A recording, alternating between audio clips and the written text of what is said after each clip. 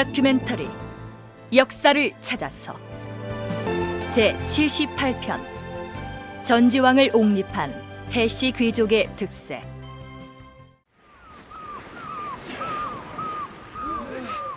대자만 드디어 국에 돌아왔사옵니다. 앞에 보이는 저기가 바로 백제 땅이옵니다. 이게 얼마만이더냐. 바다 건너 타지에서 이날이 오기를 얼마나 고대하였는지 모르겠다. 자, 먼 백길에 모두들 수고가 많았느니라. 자, 모두 힘을 내거라. 눈앞에 보이는 저곳까지만 가면 바닷길이 끝나고 강 어귀에 이르게 된다. 한수를 조금만 거슬러 올라가면 드디어 백제의 도성에 도착할 것이다. 백제 왕궁에 무사히 도착하면 내 너희들에게 큰 잔치를 베풀어 위로할 것이니라. 여러분 안녕하십니까? 다큐멘터리 역사를 찾아서의 김연갑입니다. 서기 405년 일본 열도의 외국에 인질로 가 있었던 백제의 태자가 부왕이 세상을 떠났다는 소식을 듣고 100여 명의 왜군 호위병과 함께 먼 뱃길을 항해하여 드디어 백제의 영토에 인접한 서해 바다에 이르게 됩니다. 세상을 떠난 백제왕은 제17대 아신왕이었으며 일본에 인질로 가 있다가 왕위를 물려받기 위해서 귀국하고 있는 이 왕자는 아신왕의 맏아들 전지입니다. 그렇다면 태자 전지가 백제 땅에 상륙하여 왕궁에 도착하면 백제 조정에서 그를 임금의 옥좌에 받들어 앉힐 준비가 돼 있었을까요? 아니었습니다. 백제의 임금은 바로 나다. 이제부터 너희들은 내 명을 따라야 할 것이다. 알겠느냐? 둘째 왕자 훈해를 살해하고 이미 스스로 왕위에 올라있는 사람이 있었으니 셋째 왕자 혈례였습니다. 그러니까 외국에 가 있던 맏아들 전지는 백제 왕실에서 한바탕 피바람이 불어서 바로 아랫동생 훈해가 살해되고 막내동생 혈례가 왕위를 꿰차고 있다는 사실을 전혀 모르는 채 백제 왕궁으로 향하고 있었던 것입니다.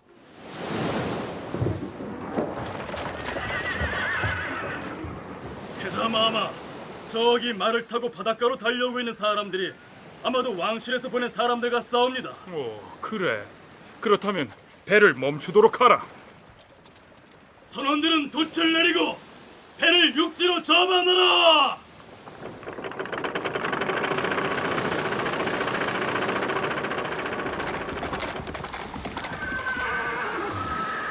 외국에서 오신 태자마마의 귀한 손이 틀림없는가? 그렇다. 이 배는 태자를 모시고 백제 왕궁으로 가는 중인데 그대는 누구인가? 나는 한성 사람 해충이요. 태자마마께 시급히 전해 올릴 말씀이 있으니 나를 배에 오르도록 해주시오. 태자마마, 어찌하올까요? 급히 전할 말이 있다지 않느냐. 배에 오르게 하거라.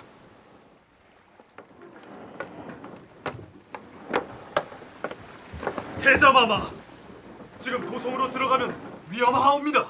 아니, 나는 백제국의 태자로서 선왕의 뒤를 잇기 위해 왕궁으로 가는 중이거늘 도성에 들어가면 위험하다니 그게 무슨 소리냐?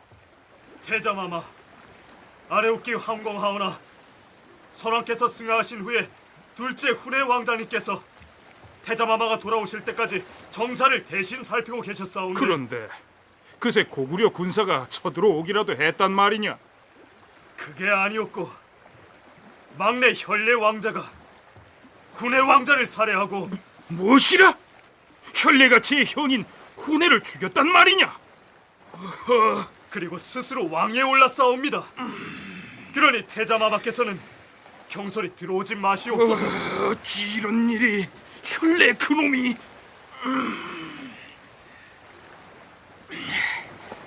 그렇다면 어찌하면 좋겠느냐?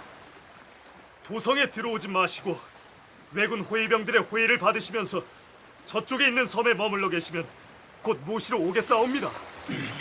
그래, 알겠느니라. 자, 선원들은 뱃머리를 돌리도록 하라. 이렇게 해서 태자 전지는 도성에 들어오지 못하고 왜군 호위병들과 함께 섬에 머무르게 됩니다. 그렇다면 이때 전지가 머물렀던 곳은 어느 섬이었을까요? 삼국사계에는 그냥 해도라고만 나와 있는데 서해바다의 섬인 것만은 틀림없겠으나 구체적으로 어느 섬이었는지는 확실치 않습니다. 역사학자들 사이에서도 의견이 엇갈리고 있는데 충남대 박순발 교수의 견해는 어떤지 들어보기로 하죠. 당시 그 한성의 그 도성이라 하면 뭐 오늘날 그 몽촌, 북납, 서울 거기가 분명합니다만은 외와 통하는 길을 생각해 본다면 결국 한강항으로 이렇게 가서 연안으로 쭉 내려가는 뭐 그러한 루트가 되는 것은 틀림없습니다. 그런 점에서 한강으로 거슬러 올라올 수 있는 그 하구에 위치한 큰 섬이라고 한다면은 범위가 상당히 좁혀질 수 있겠죠. 되게 뭐 강화도가 됐든 아니면 교통도가 됐든 뭐 그런 정도 선에서 충분히 얘기할 수 있지 않겠나 하는 생각이 들고요. 그랬을 때 그 섬 중에 어디냐라고 하는 것은 또 쉬운 문제는 아니겠습니다만 쉽게 단정할 수는 없지만 한강과 임진강이 합류하는 지점에 위치한 교동도라는 주장이 좀 더 설득력이 있지 않겠느냐, 이런 분석입니다. 그런데 태자 전지가 머물렀던 곳이 교동도가 되기 위해서는 한 가지 전제해야 할 것이 있습니다. 광기토왕 원년 겨울 10월 백제의 관리성을 쳐서 함락시켰는데 그 성은 사방이 험준하고 바닷물에 둘러싸여 있으므로 왕은 군사를 7길로 나누어 공격한 지 20일 만에야 빼앗았다. 백제가 고구려에 빼앗긴 이 관미성이 강화도 혹은 교동도일 가능성이 크다는 학자들의 견해를 소개한 적이 있습니다. 그때 빼앗긴 관미성을 되찾기 위해서 백제에서 수차 반격에 나섰지만 결국 탈환하지 못했습니다. 그런데 그 관미성이 교동도에 있다면 교동도가 이미 고구려의 수중에 들어있다는 얘기가 되는데 차기 백제왕이 될 태자가 팽팽하게 대적하고 있던 고구려군의 아지트 속으로 배를 몰고 가서 정박한다는 일은 있을 수 없는 일이죠. 따라서 태자 전지가 머물렀던 섬이 다른 곳이든지 아니면 전지가 머물렀던 곳이 교동도라면 관미성이 있던 장소가 다른 지역이어야 할 것입니다. 그건 그렇고 바다 건너 외국의 인질로 가 있던 태자는 서해바다의 섬에 갇혀 있고 임금 자리에는 쿠데타를 일으킨 막내 왕자가 버티고 앉아 있었으니 이 어지러운 백제 조정은 어떻게 정리가 됐을까요? 다들 모였습니까? 그래, 태자께서는 어찌 되셨습니까? 강을 따라 올라오시려는 것을 다시 바다로 뱃머리를 돌려 섬에 대기하도록 했습니다. 태자가 귀국하여 바다 가운데 있는 섬에 계시다는 사실을 막내 왕자 혈례 쪽에서 눈치를 채면 큰일입니다. 그러면 별도로 호위병을 그 섬으로 파견해야지요. 그럴 필요는 없어요. 외국에서 외병 100명이 따라와서 지금 태자를 호위하고 있습니다. 그런데 반란을 일으킨 혈례 왕자 쪽 움직임은 어떻습니까? 조정 대신들 중에서 혈례를 도와 둘째 왕자 후내를 살해하고 변란을 주도했던 자들 역시 외국에서 태자가 돌아오시고 있다는 소식을 듣고 불안해하고 있습니다. 혈례 왕자가 왕위에 올랐다 하나 무엇보다 민심이 혈례를 따르지 않고 있어요. 저들이 갈피를 못 잡고 불안해하고 있을 때 거사를 감행해야 할 것입니다. 거사라면 당연히 막내 왕자 혈례를 죽이고 섬에 계시는 태자를 모셔와야죠. 하지만 반란군들이 궁궐을 겹겹이 지키고 있지 않습니까? 그들의 수장을 불러서 태자마마가 곧 입궐한다는 사실을 알리고 호의를 풀게 한 다음에 힘세고 날랜 역사를 잠입시켜서 혈례를 도모하면 될 것이요. 자, 서두릅시다. 이렇게 해서 궁궐에서는 정변을 일으켰던 막내 왕자 혈례의 지지 세력과 외국에서 귀국한 태자 전지를 옹립하려는 세력 사이에 또 한 번 피를 부르는 싸움이 벌어졌겠죠. 그러나 삼국사기에는 이렇게 점잖게 기록하고 있습니다. 전지가 외인들의 호의를 받으며 바다 가운데 섬에서 대기하고 있었는데 백성들이 혈례를 죽이고 전지를 맞이하여 왕위에 오르게 하였다. 여기서 혈례를 죽이고 전지를 맞아들여 왕위에 오르게 한 주체를 백성들이라고 번역했습니다만 삼국사기 원문에는 나라국, 사람인 국인이라고 기록되어 있습니다. 고대 국가에서 왕권을 두고 정변이 발생하는 경우 유력한 왕위 계승 후보자를 죽이기도 하고 새로운 사람을 임금으로 옹립하기도 하는데 물론 이러한 권력 싸움을 하는 세력은 힘 있는 일부 귀족들입니다. 그렇다고 귀족들 간의 다툼 끝에 혈례가 죽고 전지가 왕으로 옹립되었다고 기록하면 정통성에 문제가 있게 되니까 국인들이 그렇게 하였다고 표현하고 있습니다. 어쨌든 아버지 아신왕에 의해 바다 건너 외국의 인질로 보내졌던 전지는 이처럼 험난한 과정을 거쳐 백제의 제18대 임금이 된 것입니다. 백제사를 연구하는 학자들은 전지왕 시기에 들어와서 백제 조정의 권력이 이전과는 새로운 판도로 크게 바뀌는 것으로 분석합니다. 왕은 동명왕 사당에 배알하고 남쪽 제단에서 천지신명께 제사를 지내고 죄인들을 크게 사면하였다. 또한 진나라에 사신을 보내 조공하였다. 시조의 사당에 제를 올리고 제수들을 사면함으로써 백성들에게 임금으로서의 관용도 베풀고 중국의 남조 정권인 진나라에 사신을 보내서 새 임금이 즉위했다는 사실을 알림으로써 외교적 의전 절차도 어느 정도 마무리했으니 이제는 내부 인사를 단행해야 할 차례입니다. 우선 해충을 달솔로 임명하고 한성에 벼 2,000석을 하사하노라. 해충이라는 사람의 이름을 들어보셨습니까? 전지왕이 외국에서 돌아올 때 미리 나와서 위험을 알리고 섬에서 기다리게 했던 바로 그 인물입니다. 그렇다면 달솔이라는 벼슬은 어떤 관직일까요? 중국 사서인 주서 2억 열전 백제전에는 이렇게 소개되어 있습니다. 백제의 벼슬은 16품계가 있다. 좌평은 5명으로 1품이며 달솔은 30명으로 2품, 은솔은 3품, 덕솔은 4품, 우솔은 5품, 내솔은 6품이다. 그러니까 좌평이 최고 관직이고 달솔은 좌평에 이어서 제2품에 해당하는 고위직입니다. 그렇다면 당시 백제 사회에서 달솔 정도의 관직에 있는 사람은 어느 정도의 권세를 누릴 수 있었을까요? 전지왕이 해충을 달솔로 임명하면서 한성조, 즉 한성에서 세금으로 거둬들인 쌀 2,000석을 하사했다는 대목이 힌트가 될 수 있을 것 같습니다. 박순발 교수의 설명입니다. 2,000석 정도라고 하는 것이 한대의 그 벼슬의 기준에서 보더라도 상당히 높은 막 군의 그 우두머리에 가까운 그런 정도라고 볼 수가 있겠는데, 문제는 이것이 이제 백제의 어떤 말하자면 그 수조 체제, 백제의 어떤 국가의 재정, 뭐 이것과 2,000석이라는 것이 어느 정도 그 1,000석이 과연 그 어느 정도 비중이 되는지, 뭐 이것은 이 자체로서 비교 자료가 많지는 않습니다만 상당한 기록되는 내용을 보면은 결국은 그 옹립하는데 1등 공신이 되는 셈이니까 뭐 그거에 대한 어떤 그 예우 뭐 이런 것이라고 볼 수 있겠고. 그렇다면 임금을 제외하고는 백제의 최고 관등인 좌평에는 어떤 인물들이 등용되는지 살펴보기로 하죠. 이복동생 여신을 내신 좌평으로 임명하고 해수를 내법 좌평으로 임명했으며 해구를 병관 좌평에 임명하니 모두가 왕척이었다. 백제의 왕성은 부여씨인데 줄여서 여씨라고도 부르기 때문에 내신 좌평에 임명된 이복동생 여신이 왕의 친척인 것은 틀림없는데 해수와 해구 등 해시성을 가진 사람들이 왕척, 즉 왕의 인척이라면 왕실과 혼인으로 맺어진 관계라는 의미가 되겠죠.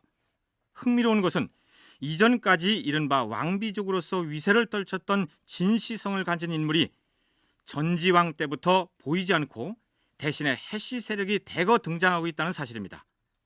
계명대 노중국 교수의 설명입니다. 건초왕 이후부터는 왕비는 전부 이제 진시 출신으로 나옵니다. 그 건초왕 왕비도 진시이고 아마 그 건구수왕의 왕비도 그렇고 침류왕도 그 진사왕, 아신왕 이거 다 이제 그 진시 가문에서 이제 왕비가 배출이 되어졌고 또 중요한 그 관직도 그 진시가 사실은 차지하고 이렇게 되어졌는데 이러한 구도에 이제 큰 변화가 오게 된 게 전지왕의 그게 즉위인 것 같습니다. 뭐 그 전지왕의 즉위가 순탄하게 된 것이 아니라 지배층 내에서 한 차례 왕위 계승 분쟁을 거치고 나서 되어졌는데 그 이제 전지를 지지한 세력이 누구였느냐 또는 그에 대립되어 있던 대립각을 세웠던 혈례를 지지한 세력이 누구였느냐는 전주왕 즉위년조에 나오지는 않습니다. 그러니까 셋째 왕자 혈례가 둘째 왕자 훈혜를 죽이고 정변을 일으켰을 때 백제의 조정은 두 파로 갈라졌을 것이다. 그때까지만 해도 왕비족으로서 가장 막강한 권세를 누렸던 진씨 세력이 혈례의 편을 든 반면에 해씨 세력은 외국에서 귀국하게 될 태자 전지를 왕으로 옹립해야 한다는 주장을 했을 것이다. 그런 얘기입니다. 백제 조정에서 진씨 세력은 4세기 후반 이래 병관좌평과 좌장이라는 최고 관직을 역임하면서 병권을 장악해왔습니다. 그러나 고구려와의 전투에서 연패를 당하면서 병마 지휘권을 담당하는 좌장직이 진무로부터 사씨 세력인 사두에게로 넘어가게 된 것입니다. 그러다가 전지왕대에 이르러서 해씨가 대거 등장한 것으로 보아서 진씨가 혈례 편을 들고 해씨가 태자 전지의 편을 들었던 것이 거의 확실해 보입니다. 이네들이 이제 가장 중요한 관직에 나가고 있다는 것은 이거는 전지를 지지한 핵심 세력으로 봐도 뭐 틀림없을 것 같고요. 그런데 재미있는 거는 2년 3년의 이러한 이제 그 관직 임명 때 진씨가 전혀 보이지 않는다는 겁니다. 이후에도 거의 잘 안 나타나고요. 이걸 보면은 진씨는 이 왕위 계승 분쟁 때 혈례를 지지한 혈례를 적극 밀었을 가능성이 크다는 겁니다. 이 싸움에서 져버린 거죠. 그러니까 진씨는 이제까지 5대에 걸쳐 가지고 왕비를 내었던 진씨는 이제 뒤로 밀려나게 되는 그런 거고. 이래 보면은 큰 이제 이 세력 교체가 전지왕의 즉위를 계기로 해가지고 일어났다 이렇게 볼 수 있는 거죠. 전지왕이 즉위하자마자 해충, 해수, 해구 등 해씨 세력을 주요 관직에 임명한 것은 전지왕 본인의 뜻이라기보다는 그를 왕으로 만들어준 해씨 세력의 압력 때문이었을 것입니다. 다시 말해서 전지왕은 해씨 세력에게 포위돼 버려서 정치적 실권을 확보하지 못했다는 얘기죠. 따라서 전지왕은 해씨 귀족 세력을 견제할 필요가 있었겠죠. 부르셨습니까, 대왕마마? 그래. 내 오늘은 너하고 임금과 내신 좌평과의 관계를 떠나서 형과 동생의 관계로 돌아가 술 한잔 하자고 오라 하였느니라. 황공하옵니다, 대왕마마. 격식 차릴 것 없이 가까이 와서 내 술잔을 받으라. 예, 대왕마마. 자, 전지왕과 술잔을 앞에 놓고 마주 앉은 이 사람은 전지왕의 이복 동생이자 내신 자평인 여신입니다. 해씨 세력이 득세하는 백제 조정에서 그나마 같은 부여씨를 성씨로 가진 왕족인 셈이죠.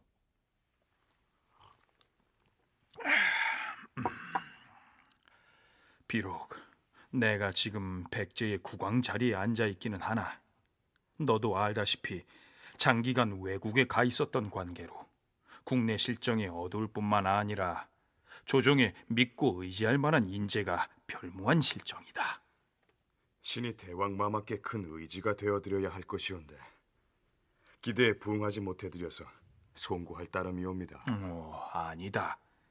너는 내신 좌평의 임무를 성실히 수행하고 있다. 똑같이 좌평이라는 관직을 가진 해씨 사람들을 네가 어찌 이래라 저래라 할 수 있겠느냐.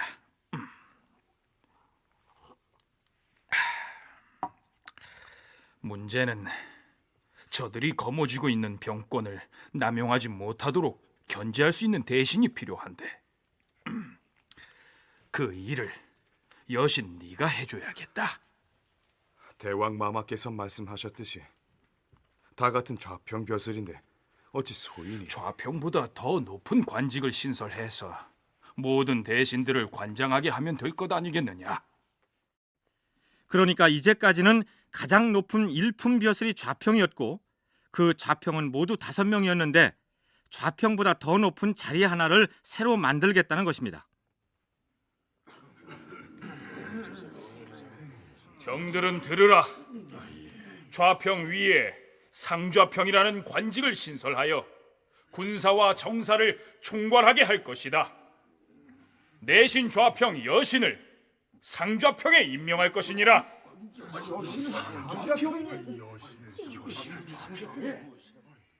왕은 여신을 상좌평으로 임명하여 군사와 정사를 맡겼다. 상좌평이라는 직위가 이때부터 시작되었으니 지금의 재상과 같은 것이었다. 백제조정에서 이때 처음 상좌평이라는 관직이 생겨서 후대까지 이어졌는데, 상좌평은 지금의 재상과 같은 것이다라는 구조는 백제시대의 상좌평이 김부식이 삼국사기를 썼던 고려시대의 재상과 같은 관직이었다는 얘기입니다. 이때가 전지왕 제위 4년째였습니다. 이 전지왕 4년이라고 하는 게 저기에서 이제 얼마 되지 않은 기간인데, 이 기간 동안에 이제 상좌평 설치하고 그다음에 군국 정사까지도 위임한 걸 보면은 이거는 점차적으로 이제 그 정치 운영 실권이 이게 이제 왕 쪽으로 쏠리기보다는 그를 옹립해준 귀족 쪽으로 이제 쏠려가는 겁니다. 이건 바꾸고 얘기하면은 전지왕을 옹립한 세력들, 그 이제 해구라든가 또는 해수라든가 이런 세력 입장에 봤을 때는 자신들 중심으로 정치를 운영해 나가는 그걸 보다 더 확고하게 할 수 있는 방법이 뭐겠느냐. 자신을 임금으로 옹립했던 귀족 세력의 권세를 견제할 목적으로 만든 상좌평이라는 관직이 실제로 전지왕의 왕권 강화에 도움이 됐는지는 알 수가 없습니다. 자, 그럼 이제 전지왕의 부인이 어떤 사람이었는지를 살펴보기로 하겠습니다. 전지왕의 즉위 과정을 기록한 삼국사기 내용 중 끝부분에 이런 구절이 나옵니다. 전지가 외인들과 함께 바다 가운데 섬에서 대기하고 있었는데 백성들이 혈례를 죽이고 전지를 맞이하여 왕위에 오르게 하였다. 전지왕의 왕비는 팔수 부인인데 아들 구이신을 낳았다. 여기 등장하는 구이신은 전지왕의 뒤를 이어 왕위에 오르는 구이신왕을 말합니다. 그런데 전지왕이 섬에서 기다리다가 정변을 일으켰던 혈례가 죽자 돌아와서 왕이 되었다는 기록 바로 뒤에 왕비 팔수 부인이 구이신을 낳았다는 말이 이어집니다. 이 기록을 그대로 해석하자면 태자 전지가 백제의 궁궐에 들어오지 못하고 서해 바다에 머무르는 동안에 팔수 부인이 아들 구이신을 낳았거나 왕위에 오르자마자 낳았다는 얘기가 됩니다. 구이신도 이게 나이가 그렇게 많지는 않습니다. 왕의 제위 기간은 8년입니다. 8년이고 그 다음에 전지왕이 즉위해서 나왔다 하더라도 전지왕의 제위 기간이 16년이고 그 다음에 자기의 제위 기간이 8년이니까 도합 24년입니다. 24년인데 그 다음에 이제 그 아들이 이제 비유왕이 나오거든요. 비유왕을 뭐 구이신의 아들이라는 설도 있고 전지왕의 서자라는 설도 있고 하는데, 아들이라고 하기엔 구이신의 아들이라 하면은 이 비유왕의 나이가 또 너무 어리게 되어집니다. 이제 그런 면을 보면은 이 구이신왕이 이게 출생한 연도는 전지왕 즉위년으로 보는 게, 다음 왕인 구이신왕과 그 다음 왕인 비유왕의 나이까지를 어림해서 계산해 본 결과 전지왕의 부인인 팔수 부인이 아들 구이신을 낳은 것은 일본에서 돌아와서 왕위에 올랐던 그 해였을 것이다. 노중국 교수의 계산이 그렇습니다. 그렇다면 태자 전지가 외국에 인질로 갔을 때 나이가 어렸을 것으로 추정되기 때문에 백제 여성이 아닌 외국 왕실의 여성과 결혼했을 가능성이 커집니다. 다시 말해서 백제의 왕비가 되는 팔수 부인은 외녀, 즉 외의 여성이었다는 얘기죠. 그러나 박순발 교수는 전지왕의 부인이었던 팔수 부인은 백제의 전통적인 세력인 해씨 가문의 여성이었을 것이라고 추정합니다. 그게 비가 팔수 부인이다라고 나오는 것은 역시 이 비도 역시 이 해씨 세력으로 봐야지 되는 것이고, 그 아들이 구이신이다 하는 것은 구이신이 다음에 이제 이어가는 왕이 되다 보니까 이 해시들의 어떤 자기들의 어떤 말하면 공문이라 그럴까, 그런 것이 일련에 강조되는 그런 거의 동일 기사의 이 선의 맥락 속에서 나온단 말이죠.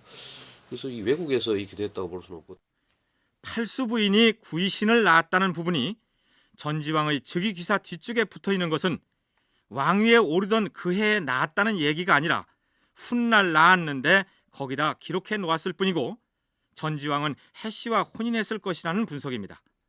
바로 이 대목 때문에 그렇게 보는 것이죠.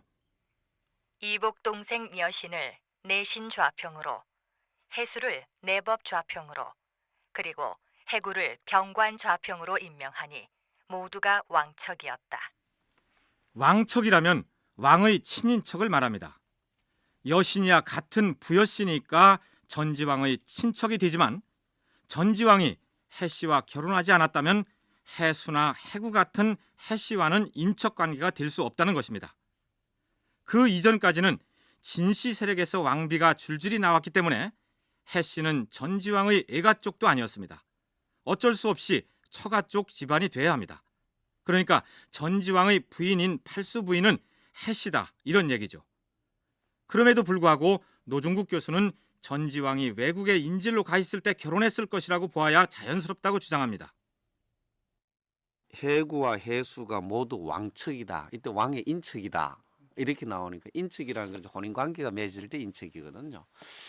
그러면은 이 하여튼 해시 출신의 여자가 왕비가 됐다는 얘기가 되어지는데, 그래서 팔수 부인 이코는 바로 해시 출신의 여자, 뭐 이렇게 이제 하나 해석해 볼 수가 있고, 다른 하나는 이 비유왕의 출계를 보면은 구이신왕의 아들이라는 설도 있고 전지왕의 서자라는 설도 또 하나 있습니다.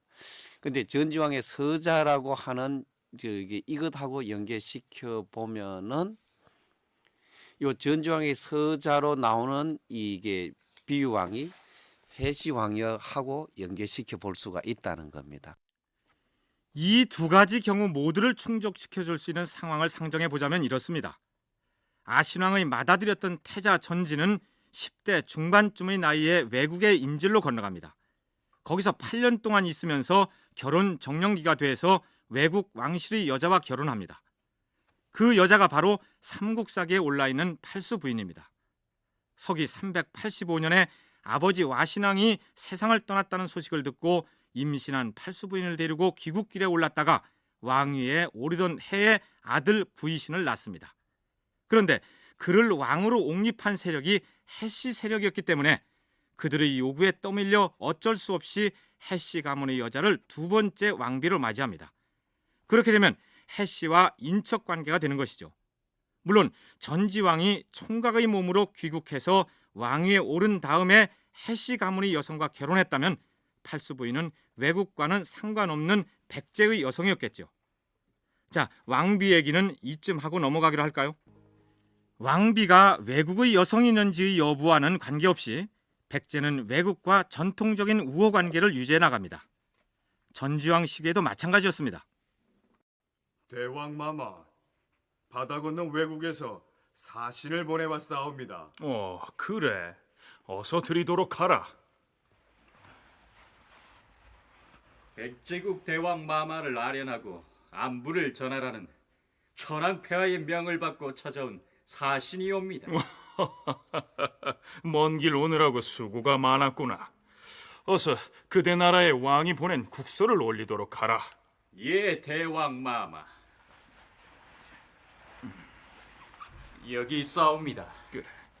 하옵고 특별히 천황폐하께서 백제국 대왕 마마께 귀한 선물을 주셨사옵니다. 아니, 귀한 선물이라. 그것이 무엇인고? 야명주를 보내셨사옵니다. 야명주? 그래, 어디 보자.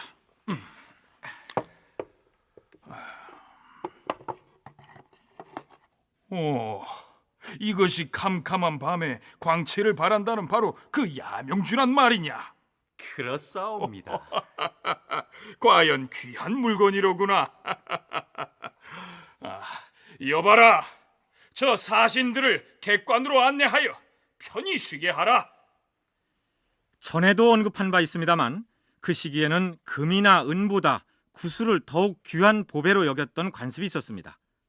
특히 외의 특산품인 야명주는 밤에 신비로운 푸른빛을 발하는 구슬이었다고 전해지고 있습니다. 그러니까 그러한 구슬은 단순한 장신구나 사치품을 넘어서 국왕의 권능을 과시하는 상징물이자 주술적인 의미까지를 지니는 성스러운 물건으로 여겼던 모양입니다. 따라서 전지왕의 경우 재상에 해당하는 상좌평을 처음으로 설치하여 이복 동생을 임명하는 등 왕권 강화를 기도하는 시기에 야명주를 손에 넣음으로써 왕의 권능을 과시할 수 있다고 생각하지 않았을까요? 선왕인 아신왕 때와는 달리 전지왕 시기에는 고구려는 물론 주변의 어떤 세력과도 전쟁을 벌였다는 기록은 나타나 있지 않습니다. 그렇다고 유사시에 대비한 방비마저 소홀히 할 수는 없었겠죠. 병관 좌평, 지금 북쪽 국경은 어떠한가? 예, 대왕 마마. 그동안 고구려는 담덕이 죽고 거련이 왕위에 오른 지 4년째가 되었사온데 아직 주변 나라를 침공했다는 소식은 듣지 못하였사옵니다. 이때가 전지왕 13년, 서기로는 417년이 되는데 고구려의 경우 광개토왕이 세상을 떠나고 거련, 즉 장수왕이 즉위한 지 4년째 되던 해였습니다. 고구려 북쪽 연나라의 동태는 어떠한가? 고구려와는 별 마찰 없이 화친을 유지하고 있는 것으로 들었사옵니다. 대왕 마마, 고구려는 중국과의 관계가 화평할 때면 어김없이 남쪽으로 군사를 돌려 우리 백제를 침공했사옵니다. 더구나 그들은 근초 고왕 때 자기들의 조상인 고국 원왕이 평양성에서 전사한 데 대한 보복을 하려고 기회를 엿보고 있사옵니다. 그렇다면 방비를 해야 할 것 아니겠소? 어떻게 했으면 좋은지 상좌평은 말해보라. 비록 백성들의 생활은 공궁하나 고구려의 침략에 대비해서 장정들을 징발하여 북쪽과 동쪽 국경에 사구성을 쌓아야 할 것이옵니다. 그렇다면 동부와 북부에 15세 이상 되는 사람들을 징발하여 사구성을 쌓도록 하라. 축성 감독관으로는 누구를 임명하면 좋겠사옵니까? 그야 당연히 병관 좌평이 나서서 축성 작업을 감독해야 할 것이요. 알겠사옵니다, 대왕 마마. 서기 642년 고구려의 영유왕은 장성 쌓는 공사를 벌이면서 월권 행위를 일삼는 서부대인 연개소문을 축성 감독관으로 임명하게 되는데 이에 불만을 품은 연개소문이 왕을 죽임으로써 고구려 조정이 소용돌이에 휩싸이게 되죠. 그러나 본래 성을 쌓는 축성 작업은 병법에 능한 사람이 지휘 감독을 맡는다고 노중국 교수는 얘기합니다. 성을 쌓을 때는 방어도 하고 그러면서 필요할 때는 공격도 하게 되는 기본적인 방어 체계이죠. 근데 이거는 이게 그냥 쌓는 게 아니고 뭐 지형지세를 봐가면서 쌓되 사실 어떤 이제 병법하고 상당히 연관이 된다는 겁니다. 그래서 그 성을 쌓는 것은 석수장이들이 한다 하더라도 이걸 어떤 형태로 쌓고 어느 쪽에 방어망을 하고 어느 쪽에는 뭘 할 거냐 하는 거는 이거는 이제 군사 작전하고 총 연결을 시켜야 해야 되고 그런 군사 작전은 또 뭐하고 연결되냐 하면은 그 병법하고 연결이 되어집니다. 전에 고구려사를 방송할 때 고구려의 축성을 주제로 삼아서 소개한 적이 있었습니다. 성 아래에서 기어오르는 적군을 활로 쏘아 공격할 때 사각지대를 없애기 위해서 치라는 것을 설치하는 것이 고구려의 방어 전술의 하나였다는 부분을 소개했었습니다. 백제 역시 백제만이 즐겨 쓰던 병법이 있었겠죠. 훗날 백제가 망하고 나서 백제 부흥군 중에서 일본으로 망명한 사람이 많았는데 그 중에서도 병법에 능한 사람은 축성 책임자로 일하기도 했습니다. 그 중에 망명해 간 사람들 중에 몇몇 사람들은 이제 외의 관료로 이제 그 등용이 되어집니다. 등용될 때 이제 그 사람의 그게 장기라든가 그 특징이 나오죠. 그 중에 이제 그 뭐가 나오면 병법에 밝다고 하는 사람이 몇 명이 나옵니다. 그 사람이 나중에 뭘 하냐면은 그 외쪽에 가가지고 뭐냐면 성을 쌓는데 축성 책임자가 됩니다. 그거는 뭘 얘기해 주냐면은 병법에 밝은 것하고 축성하고가 이게 분리되어 있는 게 아니고 서로 연관되어 있다는 사실입니다. 그리고 외에 간 사람이 병법에 밝았다는 거는 그 뒤집어 얘기하면은 백제 당시에도 그 사람들이 병법에 밝다는 얘기이고 따라서 고구려의 침략에 대비하여 성을 쌓는 작업의 감독관으로 병관 좌평 해구를 임명한 것은 지극히 당연한 왕명이었다. 이런 얘기입니다. 전지왕 15년 봄 정월, 태미 성좌에 해성이 나타났다. 겨울 11월 초하루에는 일식이 있었다. 이듬해 봄 3월, 왕이 사망하였다. 어린 나이에 외국에 인질로 보내졌다가 귀국하여 두 동생이 살해되는 진통을 겪은 끝에 왕위에 올랐던 전지왕은 재위 16년째 되던 해에 세상을 떠납니다. 즉위 과정에서 겪었던 우여곡절에 비해서 그의 재위 중에 백제는 이렇다 할 큰 사건이 없었던 것으로 보입니다. 이제 백제의 제19대 임금인 구이신왕의 얘기를 할 차례입니다. 그런데 삼국사기에는 구이신왕에 대해서 이런 기록만을 남겨두고 있습니다. 구이신왕은 전지왕의 맏아들이다. 전지왕이 사망하자 그가 왕위에 올랐다. 이렇게 구이신왕이 왕위에 올랐다는 기록은 구색을 갖춰서 적어 놓았는데 그가 재위했다는 8년 동안 무슨 일이 있었는지 단 한 줄도 올라 있지 않고 구이신왕 8년 겨울 왕이 죽었다. 이렇듯 사망 기록만이 덩그러니 올라 있습니다. 그렇다면 구이신왕이 재위했다는 서기 420년부터 427년 사이의 백제 역사는 어디서 무슨 자료를 가져다 메워야 할까요? 유감스럽게도 백제의 역사를 단편적으로나마 기록해오던 중국 사서에도 구이신왕의 얘기는 쏙 빠져 있습니다. 요 시기에 백제 왕계를 좀 전해주는 외국 사설은 중국에 송서가 있는데 남송에 송서가 있는데 거기에는 구이신왕 얘기는 빠져 있습니다. 빠져 있고 일본 서기에는 이제 응신기 25년조에 구이신왕이 나오고 그때 이제 왕모하고 목만치라는 사람이 서로 이제 결탁이 돼가지고 목만치가 권세를 부렸다는 이제 이런 그게 이야기가 있습니다. 그래서 일본 서기 쪽하고 그다음에 이제 삼국 사기하고 이제 연계시켜 보면은 구이신왕 존재 자체는 이거는 이제 그 부정할 수는 없을 것 같고요. 다음에 이제 송서에 안 보이는 거는 그쪽이 기록의 누락이다. 뭐 이렇게 보는 게 이제 좋을 것 같습니다. 노중국 교수가 잠깐 언급했습니다만 일본 서기에 구이신왕에 대한 내용이 기록으로 남아 있다는데 한번 살펴보기로 할까요? 참고로 일본 서기에는 전지왕이 직지왕으로 올라 있습니다. 백제의 직지왕이 죽었다. 곧 아들 구이신이 왕위에 올랐다. 왕은 나이가 어렸으므로 목만치가 국정을 잡았는데 왕의 어머니와 서로 정을 통하여 무례한 행동이 많았다. 천황은 이 말을 듣고 그를 불렀다. 물론 일본 서기의 내용을 액면 그대로 받아들일 필요는 없을 것입니다.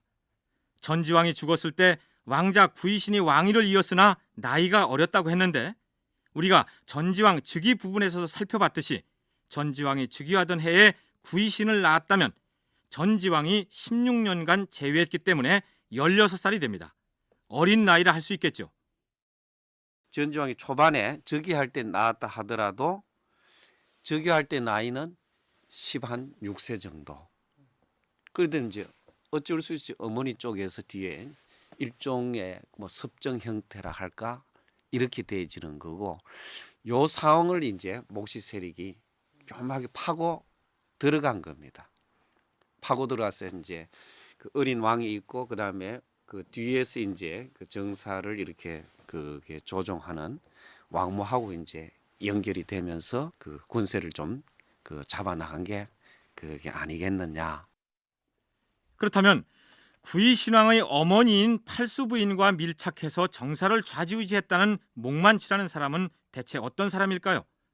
일본 서기에는 백제기를 인용했다고 하면서 목만치에 대해서 이렇게 설명하고 있습니다. 백제기에는 이렇게 적혀 있다. 목만치는 목나근자가 신라를 칠 때 그 나라의 여자를 아내로 맞아 낳은 사람이다. 아버지의 공으로 임나에서 전행을 하다가 들어왔다. 외국에 갔다가 돌아와 외국 조정의 명을 받아 국정을 보았는데 권세의 높기가 세상을 덮을 정도였다. 그러나 천황은 그의 횡포함을 듣고 그를 불러들였다. 그런데 조금 뒤의 일입니다만 백제의 계로왕이 고구려 군사에 의해서 살해당하고 그의 아들인 태자 문주가 남쪽으로 피난을 떠날 때 그 문주를 호위했던 인물 중에 목현만치라는 사람이 있었던 것으로 삼국사기에 기록되어 있습니다. 바로 이 목현만치와 구이신왕의 어머니 팔수 부인과 정을 통했다는 목만치를 동일 인물로 보는 학자들이 있는가 하면 다른 인물로 보는 견해도 있습니다. 예, 저는 그보다는 이 그 응신기 25년조에 나오는 목만치의 그 존재, 또 그의 활동은 일단은 최대 한도로 그 사료로서 이용 할 수가 있지 않겠느냐 이렇게 생각을 합니다. 윌슨은 그 문주왕 때 보이는 목현만치하고 그다음에 그 구이신왕 때의 목만치, 이거는 저는 그 동명이인으로 봅니다. 이름은 같아도 사람은 다르다. 이렇게 이제 보고요. 또 그런 사례도 동명이인 경우는 백제의 경우에 이제 종종 나타나고 있기 때문입니다. 그러나 계르왕 때 등장하는 목현만치나 구이신왕 때 나오는 목만치는 나무 목자를 쓰는 목시 혹은 목나시로서 같은 시족인 것만은 틀림없는 것 같습니다. 이 시족이 주로 언제 어디서 활약했던 세력인지 그 내력을 박순발, 노중국 두 교수의 설명으로 들어보시겠습니다. 목나시 혹은 목시, 이 세력은 그 대체로 한성 시기 백제 말하자면 남방, 크게 보면 오늘날 금강유역이라 할까요? 그 이남, 혹은 뭐 영상항 유역도 포함되겠습니다만 백제의 그 남쪽에 위치하면서 상대적으로 그 지리적으로 가까운 가야 세력, 나아가서 가야를 가운데 두고 일본 열도와 이렇게 교류를 매개하는 뭐 그런데 종사했다고 보는 것은 뭐 대체로 의견을 우리가 좀 모을 수 있는 부분이 아닌가 이렇게 생각할 수 있고, 그런 점에서 이 무렵에 이 백제 남쪽 지역 세력들이 상당히 그 중앙 정권에도 중앙 정치에도 관여했다라고 할 수 있는 그런 측면이 엿보이는 거죠.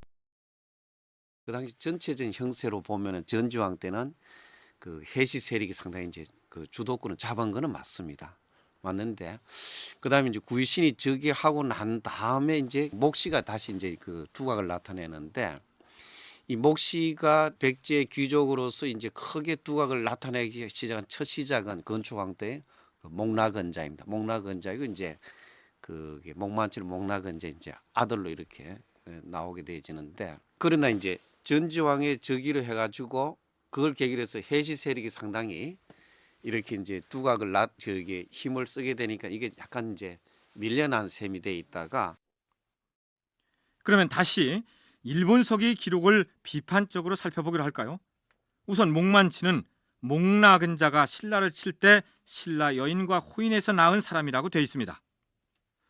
천황폐하, 저희 백제 사신이 천황폐하께 조공을 드리려고 공물을 가지고 오던 중에 길을 잘못 들어 사비신라에 이르렀는데, 신라인들이 저희를 감옥에 가두고서 저희 백제 사신의 공물과 자기들의 공물을 서로 바꾸어 싸웁니다. 그래서 저희 백제의 공물이 신라의 공물보다 보잘것없는 것이옵니다. 이런 고의한 놈들이 있나? 당장 군대를 거느리고 건너가서 신라를 치도록 하라! 천왕이 군대를 보냈는데 군사의 수가 적음으로 신라를 칠 수 없다고 하여 목나근자로 하여금 정병을 이끌고 가서 치도록 하였다. 목나근자는 백제의 장군이다. 근초광 시기의 일을 기록한 일본 서기의 내용이었습니다. 신라와 백제가 서로 좋은 공물을 외국의 천황에게 바치려고 경쟁하다가 신라가 백제와 공물을 바꿔치기 했다. 그러자 외국의 천황이 군대를 보내 신라를 치게 했다는 얘긴데, 그런 하찮은 이유로 전쟁을 벌이는 경우도 있을까요?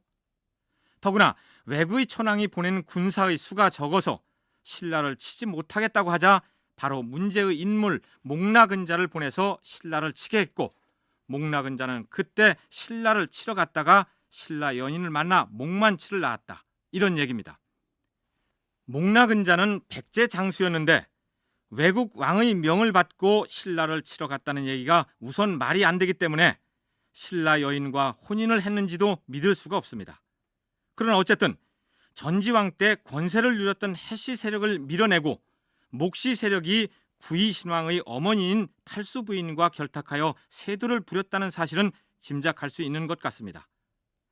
구이신왕은 재위 8년 만에 사망한 것으로 되어 있는데, 어림잡아서 28살에 불과한 팔팔한 나이에 왜 그토록 일찍 세상을 떠났을까요?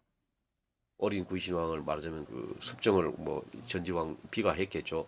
그것을 거의 목만치가 좌우하는 뭐 이런 모습으로 등장하는 것이 어찌 보면 해시에서 갑자기 목시로의 어떤 그런 권력 이동이라 할까 뭐 이런 점까지 생각할 수가 있게 되는데 막 그러한 배경으로 해서 이 구이신왕이 이 해시 세력들에게 어떤 의미에서는 그 생명을 빼앗겼을 가능성도 생각할 수가 있겠다는 생각을 할 수 있겠네요. 그 목시나 해시나 이런 어떤 그 권력 싸움, 어린 왕을 놓고서 빚어지는 권력 싸움의 어떤 희생이 됐을 가능성. 갑자기 등장한 목시 세력의 목만치와 기존의 해시 세력 사이에 한바탕 세력 다툼이 벌어졌을 것이고 구이신왕은 해시 세력에 의해 살해됐을 가능성이 있다는 분석입니다. 그렇다면 목만치가 왕모와 서로 정을 통하고 무례한 행동이 많아서 천왕이 이 소식을 듣고 그를 불러들였다. 이 부분은 또 어떻게 해석해야 할까요? 목만치가 백제 사람이고 백제 왕의 어머니와 결탁했기로 바다 건너 외국의 왕이 오라가라 한다는 것은 기본적으로 백제를 외의 속국으로 규정하고 적어 내려간 말이 안 되는 내용이지만 어떤 이유에선지는 몰라도 목만치는 외국으로 건너가게 됩니다. 일본 조정에서 세력을 떨쳤던 소아씨가 있었는데 그 소아씨는 자기들의 시조를 백제에서 건너온 소아만치라고 얘기합니다. 바로 이때 건너간 목만치를 말하는 것이죠. 그러니까 백제의 8성 가운데 하나였던 목씨가 일본 귀족사회의 유력한 시족 소아씨로 바뀐 것입니다. 그렇게 되니까 일본의 소아씨들은 자기들의 조상인 목씨가 백제에서 했던 활동을 더욱 대단한 것으로 과장하게 되었고 또한 일본 천황과도 밀접한 관계를 맺고 있었던 것처럼 내용을 윤색하고 조작해서 기록하다 보니 일본석에 올라있는 것과 같은 기록이 되었다. 그런 얘기입니다. 이번에는 제20대 임금 비유왕 시대로 넘어가 볼까요? 비유왕은 구이신왕의 맏아들이다. 그런데 삼국사기를 쓴 김부식은 이 대목에서 별로 자신이 없었던 모양입니다. 그래서 작은 글씨로 이렇게 각주를 달아놓고 있습니다. 혹은 전지왕의 서자라고도 하는데 어느 것이 옳은지 모르겠다. 비유왕이 구이신왕의 맏아들인지 아니면 전지왕의 서자, 바꿔 말해서 구이신왕의 이복 아우인지를 김부식 자신도 알 수 없었다는 얘기입니다. 팔수부위 이전에 이미 그 혼인을 해서 나온 적통은 아니지만 나이가 많은 가능성도 생각을 할 수가 있겠고 또 하나의 가능성은 팔수부인 아닌 부인에게서 당연히 상정되는 것이지만은 난 소생이다 이렇게 볼 수가 있겠는데 글쎄 당시 이 삼국사기를 찬한 김부식 입장에서는 그 아마 저번 사료가 있었을 거로 생각이 되고 거기에서는 서로 이렇게 좀 엇갈리는 뭐 그런 견해를 적은 그런 입장에 있는 사료가 있었을지는 모르겠습니다. 김부식이 갈피를 잡을 수 없다고 했으니 당연히 우리도 어느 쪽인지를 확정해서 말할 수는 없습니다. 다만 두 가지 경우를 함께 생각해 볼 수 있는데 비유왕의 출자가 구이신왕의 아들로 볼 때 그 후에 설명될 수 있는 것하고 전지왕의 서자로 볼 때 설명될 수 있는 것 상당히 차이가 나기 때문입니다. 구이신왕의 아들로 보기에는 나이가 안 맞을 것 같습니다. 나이 문제가 걸립니다. 구이신도 어린 나이에 되고 그 다음에 비유왕이 즉위할 당시 그게 구이신의 아들이라 하면은 비유왕도 굉장히 그게 이 어린 나이 왕이 되는 것 같은 그런 이제 그 가능성이 큽니다.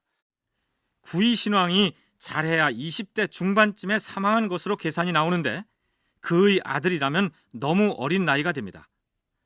삼국사기 맨 처음 즉위기사에 나오는 왕의 성품에 관한 기록은 대개 임금이 되기 이전의 품성을 기록하는데 비유왕의 경우 이렇게 올라 있습니다.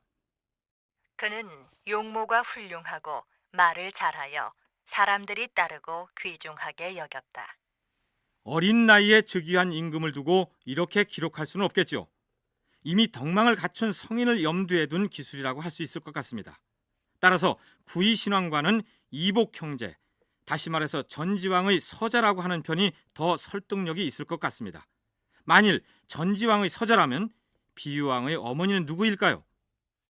전지왕 부인은 이름 알 수 있는 하나 이제 팔수 부인 하나 있고, 그리고 이제 또 해신녀하고 이제 결혼한 것도 되는데, 이게 이제 팔수 부인 있고는 해신녀로 그게 볼 수도 있지만은 그거는 별도로 나누어 보면은 팔수 부인을 그 외국 외왕녀로 그게 보면은 해신녀는 이제 제2 부인이 되는 거죠.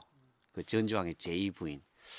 이래 이제 한 왕이 2명 또는 3명의 왕비가 있다는, 그것도 이제 그 정비로서 있다는 거는 이건 전혀 불가능 아닌 것 같아요. 이 고구려도 보면은, 그러니까 전지왕이 외국에 있을 때 결혼했던 사람이 팔수 부인이고, 거기서 구이 신왕이 태어났는데 또다시 해씨 가문의 여자를 제2 부인으로 맞이해서 아들을 낳았다. 그가 바로 비유왕이다. 이런 얘기입니다. 그런데 여기서 염두에 둬야 할 것은 서자라는 표현입니다. 이때의 서자란 조선시대의 홍길동전에 나오는 것처럼 적자가 아닌 비천한 신분으로서의 서자, 그런 뜻이 아닙니다. 두 번째 부인은 제2 부인으로서 제1 부인과 신분 차별이 거의 없었기 때문에 제2 부인에게서 낳은 왕자들도 얼마든지 왕위를 계승할 수 있었습니다. 그렇게 본다면 비유왕은 전지왕의 둘째 부인인 해씨 집안의 여성에게서 태어났을 것이다. 그런 추정이 가능합니다.